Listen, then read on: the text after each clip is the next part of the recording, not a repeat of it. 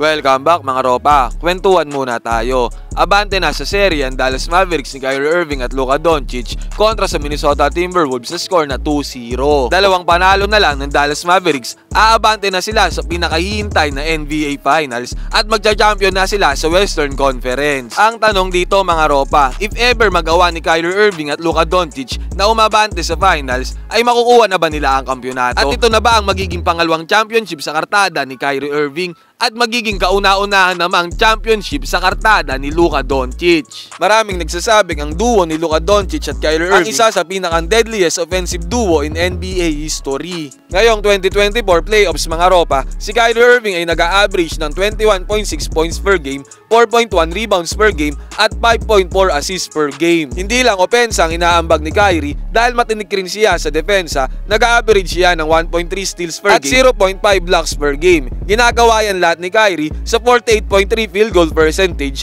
Napakataas niyan mga ropa at napaka-efficient.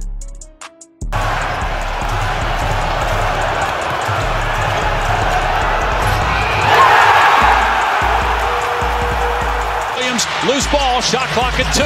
Irving has to put it up, falling away. The three around and down.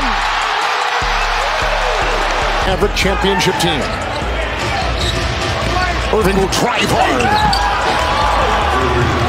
Finish. Kung sakali mang masweep ng Dallas Mavericks ang koponan ni Anthony Edwards ng Minnesota Timberwolves at umabante na sila sa NBA Finals, possible nilang makaharap ang koponan ni Jason Tatum na Boston Celtics dahil abante na ito sa serye kontra sa Indiana Pacers sa score na 3-0. Set the screen. Here comes Tatum, drives, goes inside at Siakam off the glass, missed it. Nembhard has it. Rick Carlisle says go. Nembhard drives into the paint, knocked away, it's stolen by Holiday. Siakam trying to get him, but he fouled him with 1.1 remaining.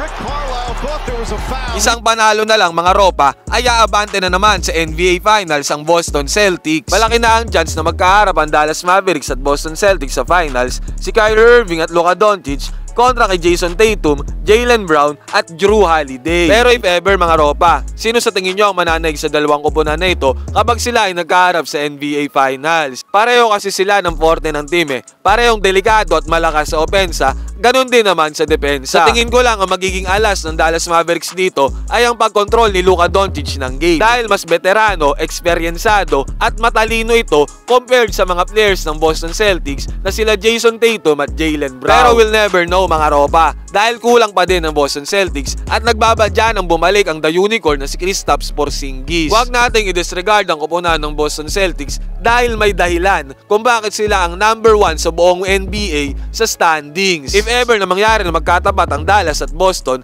tingin nyo makukuha na ba ni Kyrie Irving ang kanyang pangalawang kampyonato at ang kauna-unahang kampyonato ni Luka Doncic? Mag-comment kayo dyan sa baba ng inyong opinion mga ropa, magkwentuhan tayo.